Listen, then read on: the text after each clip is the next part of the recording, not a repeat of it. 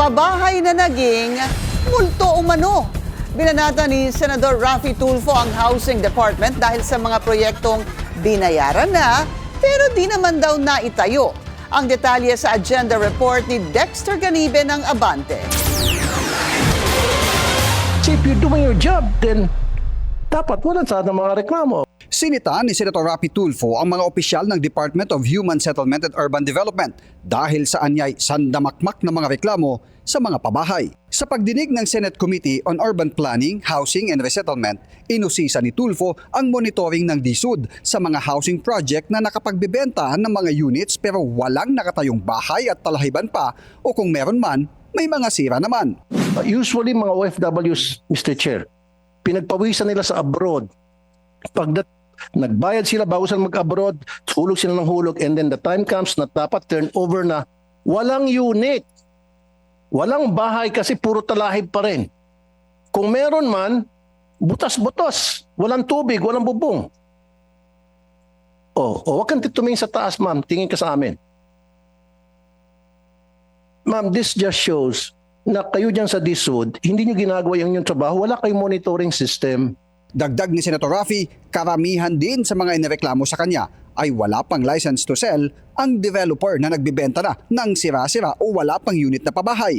Sagot ng DSUD, kasama lang sa monitoring nila ang mga developer na nabigyan na nila ng Certificate of Registration at License to Sell. Before the license being issued, wala ba kayong ginagawang vetting? Wala ba kayong ginagawang investigation to ensure na may capability na mag-construct talaga o mag-develop itong isang developer? Insofar as condominium is concerned, Whether condominium or subdivision? not yet. If it's a subdivision, as long as the developer is not yet applying for the certificate of registration and license to sell with DSUD, we are not exercising any jurisdiction over monitoring and investigation of their development. Yun nga, Ms. Pakis eh. Punto ni Tulfo, mas lalo anyang dapat mamonitor ng DSUD ang mga nagbibenta na nang wala pang lisensya para maaksyonan agad. Marami anyang nagreklamo na sa kanya na galing na daw sa DSUD, kaya imposibleng hindi alam ng kagawaran ng mga ganitong gawain ng ilang developer. Sagot ng mga taga-DSUD, may ibang ahensya ang gumagawa nito.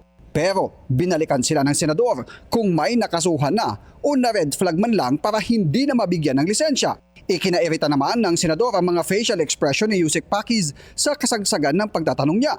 Kung ginagawa niyong trabaho niyo, hindi sana pumipila-pila. Ma'am, huwag kang nakasimangot. Please don't do that. Huwag kang tataas ng kilay parang tumitingin ka sa bubong. Don't ever do that. Don't ever do that here. Don't you ever do that. Okay?